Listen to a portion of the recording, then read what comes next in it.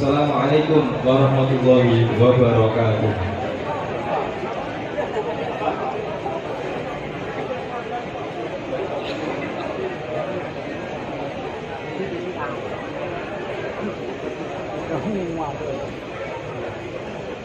Sadu lapas Bidis Mopengan Bodos Dawuh Pengantiko Sahid Daripun Bopo Usama utawi Mbah Mudin Sinaosa tesih meneng Bening Dadi Mudin Arpaning Mbah Biasanipun ngaten Juga Pokoto Saking pun niki wong pinampi Tokoh ringgit sakit daripun Bopo Sugiyanto Kadoripun Ki Anom Wijokanto Kota tadi pilih pagelaran Ringgit Purwo ing dalu mangke kawiwitan.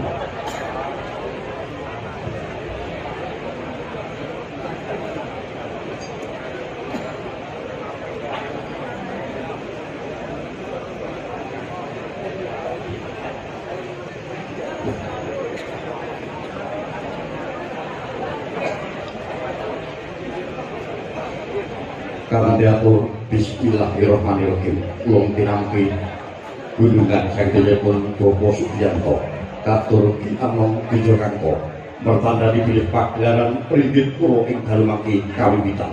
Kawula minangka pambyawara kula bilih wonten kula dungkapaken kawula matur nyuwun unuturing samudra pangsami. Wabillahi taufiq wal hidayah. Wassalamualaikum warahmatullahi wabarakatuh. Sugeng Amir Sani.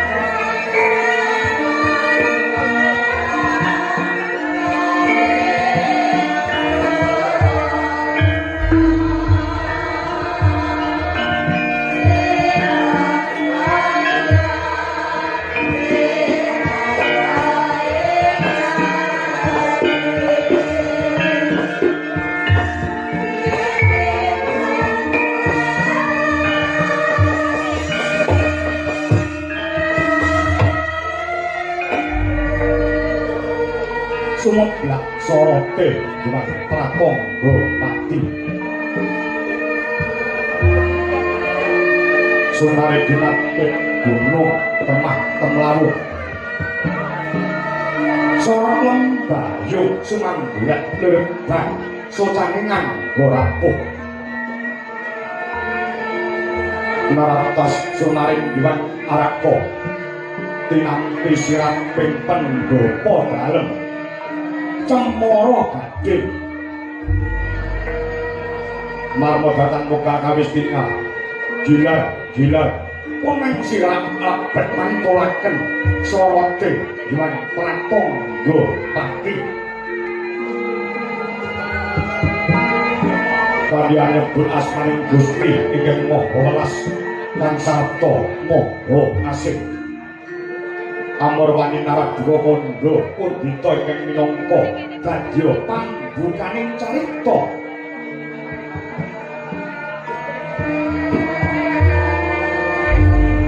Lah menika tawanane gumlaring pratapan cemara gading ingkang mapan wonten ereng-erenging Ngaldaka utawa ereng-erenging gunung. Marmo datang muka kamu tok asri sesawangan ana ing pratapan. Lenggak-lenggok ilining toya ingkang sami mijil saking sendang kampung ning gertane. Gertane pinara para playune bendung-bendung pinayong mileni sawah miyang patah galane para Narakisma. Para Narakisma wekdal pangkulan ketanem satemah bumi cacah ingkang datang ana kang sala. Kawis tingkah ijo royo mertanggani kamontoning kono datang kirang sandang pangan lan papat.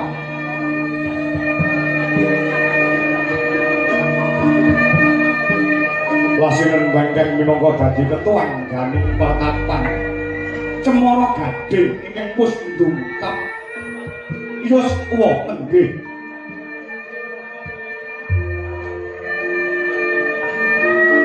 Ingkang ampaparat sang penemban Begawan Jayeng Sabda. Nadyan kawa sepuh paranggene tasah pinaringan bagas pewarasan. Nalika semana den adhep dening ingkang putra tunggal ingkang asesilih sang Dewi Jayeng resmi ingkang tansah sumuyut ana padane ingkang Rama. Sawetawis Denira Samya lelenggar Kidul Kalbu minangka pralambita kalamunta sang wiku asa medhar sabda.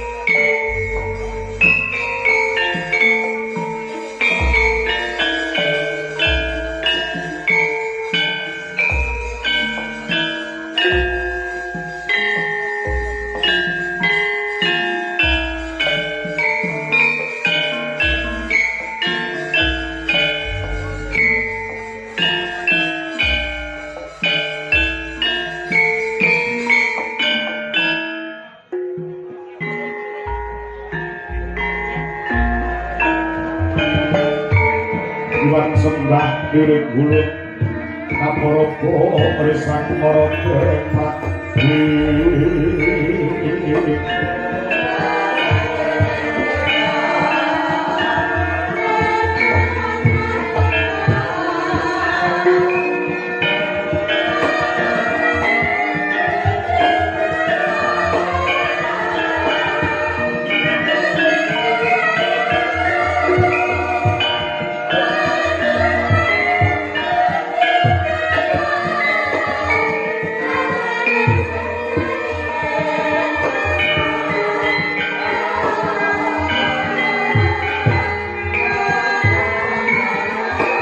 Tangan sing kasih pamekku salatku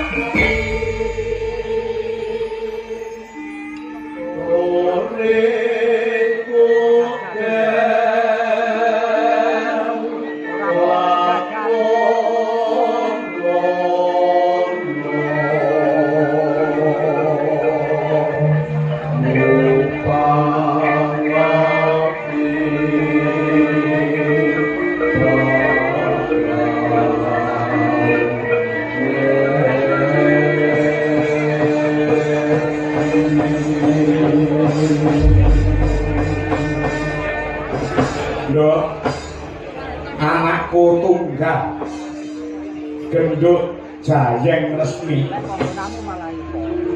ana dawuh mopo popo miji marang anakmu aku jayeng resmi ora lah mau pamit karo bapak ki mau basubuhan ta iki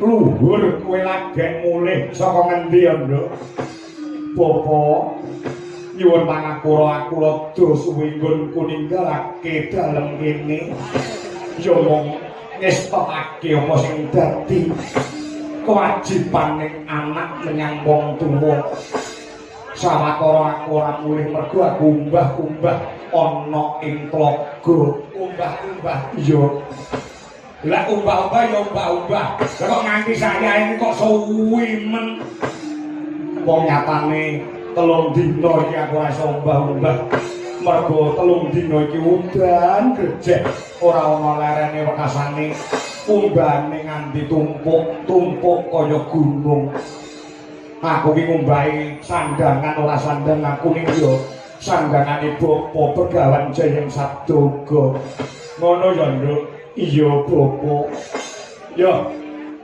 ingkang ongkos pisan kowe tak derekake ngegungake rasa puja puji syukur kang jero marang kurbaning Gusti ingkang ngakarya jagat kang wis kepareng malimbake berkah kenikmatan marang aku kelawan kowe rak ya ngono to nduk Bapa piye aku tak takon saben-saben Bapa paring pangandikan ayo padha ngegungake rasa syukur marang kurbaning Gusti kuwi maknane kepiye tegese kepiye syukur marang kurbaning Gusti kuwi wajib tumrapake wong urip ning alam donya utawa tarima kasih jawane matur nuwun lho matur nuwun ya karo sapa ya karo sing gawe urip mergo Gusti Allah paring dawuh lumantar kitab suci sok sapa wonge gelem nyukuri kanikmatan kang sun paringake marang sira yakti la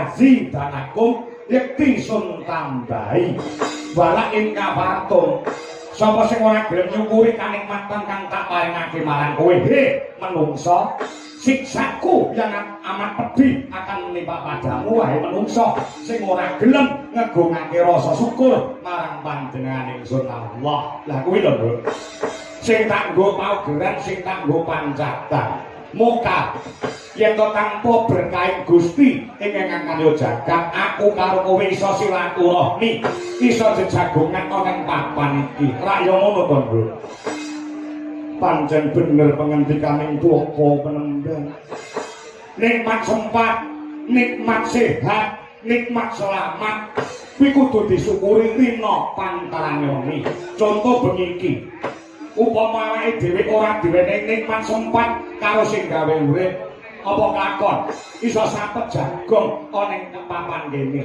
ra yo ngono to Nduk mesti ana acara liyane saenggo aku karo kowe ora iso sapet jagong kanthi pertitis kadidene bengi iki ra yo ngono iya bener ngandikaning Bapa lah sing angka 2 nikmat sehat lagi Nduk lagi sing kudu awake dhewe matur nuwun karo Gusti Allah pinikmat sehat mergo apa puluh-puluh duwe bondo pirang-pirang puluh-puluh duwe omah sing magrong-magrong puluh-puluh duweni kendaraan sing pirang-pirang puluh-puluh duwe bojo ayu nek karo Gusti Allah ora diwenehi sehat kapan anggone bisa ngenyami kanikmatan kang diparingake karo aku karo kowe dadi sehat kuwi penting wah nemen nomor 1 urip nang donya kuwi sing penting sehat ngono sing penting awake waras awake sehat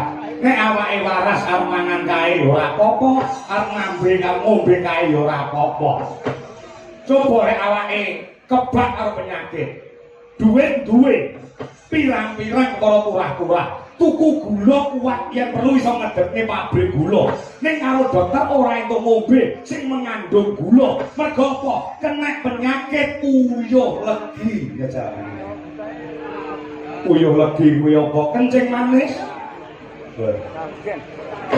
duwe pirang-pirang tuku sate kambing kuat ya toh yang perlu sak bakule sate to kuat dituku ning karo dokter ora entuk mangan sate kambing mergo duweni penyakit ludira inggil utawa darah tinggi jajak kaya ngono ki kapan anggone ngrasakne kanikmatan urip ana ing alam donya mangan iki ra entuk ngombe iki ra entuk ngombe iki dilarang mangan kae dilarang coba kaya ngono ora grantes ana ing ati dadi sehat kuwi penting sehat kuwi penting sehati raga nganggo ulah raga ngetokne keringat aja nganti kena penyakit tenang lho wis ta wong nek wis kena penyakit saya-saya kena penyakit jero utawa penyakit dalam kuwi angel tamban-tambanane penyakit jero penyakit dalam sing angel tamban-tambanane kaya to contone jantung paru-paru usus buntu ya to lever lan liyane kuwi mujudake perangane penyakit jero sing angel ditambani tur dideteksi yo angel nek ora dokter ya ta kuwi tur larang ragate beda karo kena penyakit jaba ki gampang dideteksi kalau pembuki sementara tur gampang ditambani murah ragate contone penyakit jaba sing murah ragate panen kadasen kena peso atau kena lading di betadin 2 dina 3 dina wis garing kena penyakit jero kuwi angel tambanane kula apa wae apapun itu kuwi lek manggone ning jero kuwi mesti regane laris larang regane iki mesti larang apa wae to pokoke manggon ning jero kuwi mesti regane larang contone nggon gawean ya sing jero regane larang nggon gawean insinyur karo kondektur kuwi bayarane mesti akeh insinyur mergo apa insinyur ki sekolahe dhuwur ragate akeh tur to sing nyambut gawe ora ketok montok sing mapane ning jero sirah ya kuwi otake sing nyambut gawe akale sing nyambut gawe bekasane bayarane ya yutonan yen perlu atusan yuto beda karo kondektur ora perlu sekolah dhuwur sing penting awake waras iso maca iso tulis iso dadi kondektur nek insinyur butuhke sekolah sing dhuwur ragan sing akeh mula nek nyambut gawe bayarane ya larang kuwi contone apa wae kok ning jero mesti regane larang sing ning jero regane larang sing gampang ditampa sakliyane gawean sing iso disawang saiki sing kena dicontoh saiki apa iki lho sawangan jentret enek 6 jarike sinden sing dienggo ki paling pol kuwi 250.000 ki paling larang lah jerone jare apa entuk 250.000 ceketan dhewe ngono yo kok iya nek nganti jare karo sing dijari utawa jero jari kok larang jarike kuwi berarti jero wis iso ngono yo kok iya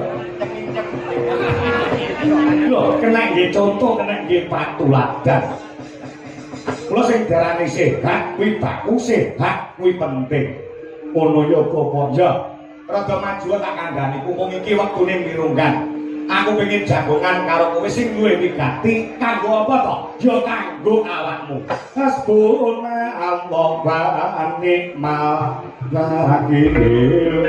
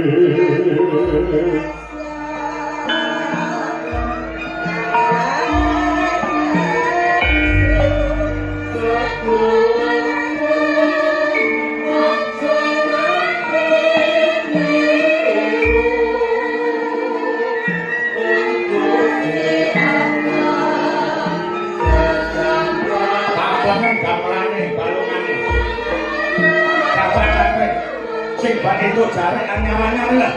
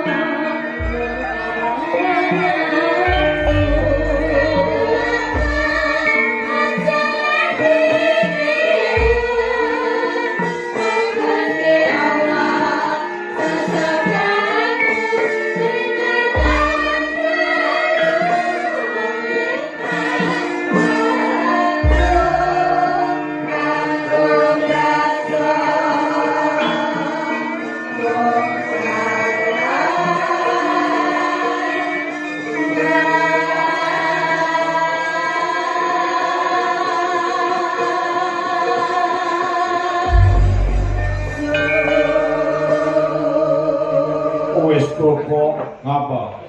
Lek mau tuku rokok wis.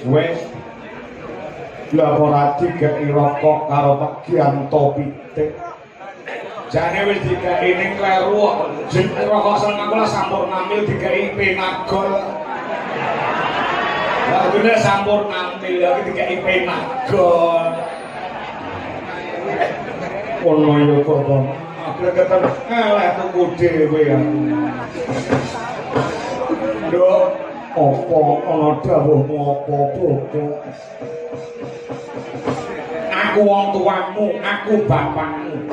Tutur umur karo sembur kuwi wajibane wong tuwa. Merga wong tuwa kuwi duwe kewajiban yen to duwe anak, anake wis lair, kuwi menehi jeneng sing apik asma Kinarya Japa.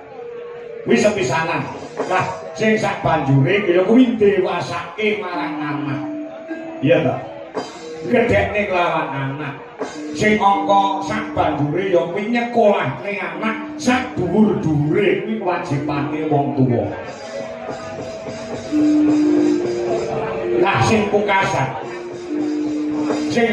kewajibane wong tuwa nek anak wis dewasa, wis sekolah kanthi pinter, ngeraih gelar sarjana, kuwi ngrabekke karo anak mau. Yen to wong tuwa wis ngrabekke anak tegese wis gugur kewajibane wong tuwa. Ora ngono to, Nduk? Iya wis wae dawuh. Lah iki dina rumangsaku lehku dadi bapakmu nganti slendro rasaku. Aku nglairke kowe sing nglairke aku mbok, iya mbokmu. Sing manake mbok, bener sing manak mbokmu, nek sing menek mbokmu aku. Nek mbokmu tak penek apa iso manak kowe? Wis tak gedhekke, wis tak sekolahne kanthi pinter. Ya ta. Wis gelar sarjana. Lah bapak kepengin tuntas kewajibane wong tuwa ya kuwi mala kramake utawa ngrabekne kowe Nduk Resmi. Umurmu saiki pira? 24 ya wis punjul selawe mlaku. Adalah. Lho. Wong desa kaya dene ana ing pertapan Cemor Gading kene, cah wedok iki umure liwat 22 kok urung rabi. Kuwi cakala mangsa dirasani karo tangga teparu. Ki lho, kae rambak rabi-rabi kae perawan kasek. Lho. Umur kowe iki wis swidak lho. Umur kowe wis swidak. Aku ndang kepengin duweni kerentek, duweni gegayuhan, dan duwe gawe mantu nglumpukne sanak kadang pamomri mitra. Dulur adoh, dulur cedhak pengen tak klumpukke. Wekasane aku ndang pengen mantu awakmu. Aku duwe kekarepan, aku duweni sedya. Muga-muga awakku sing babas waras, aku iso nggendong putu sing tok lairke. Brahmana mangosum yung ambreng sakti karena mingkas sehaneng marago memalakung resang gondo mastrat mojo lan lalu mangulati Surya mangrangsang maya Surya mangrangsang maya Umyot Amara maya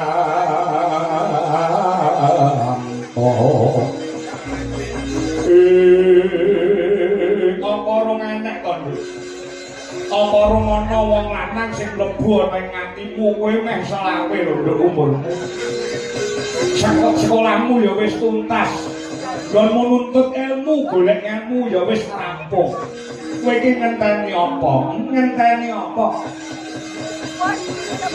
aku ya babat pisan ora ndungak ing atase kowe nganti prawan meh umur 20 tahun kok rong enek wong lanang sing nyedaki kowe iki jane rek apa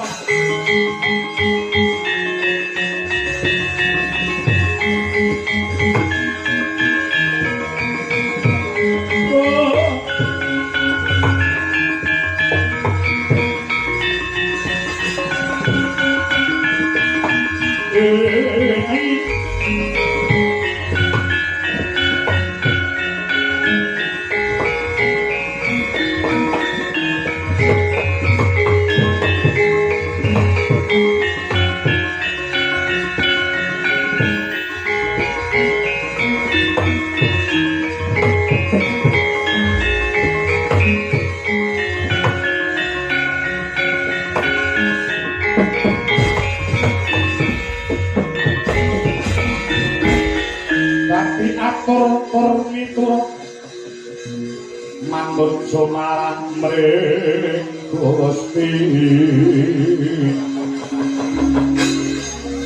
Bene sidi miwang utama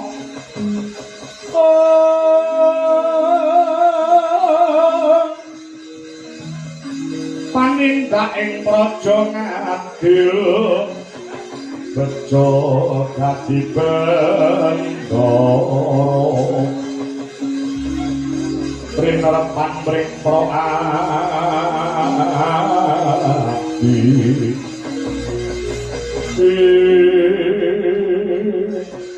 Popo panjenengan aja ngendika sing kaya ngono Popo saya dadekake cilik atiku sing tak nggo gondhe lan sing tak nggo paugeran lak pangendikaning Bapa Begawan Jayeng Sabdo yen to siji pesti loro judul telu wahyu papat derajat lima donya momo ana panguwasaning Gusti ingkang ngantarya jagat judule manungsa wis diatur ditata kelawan Kang Maha Kawasa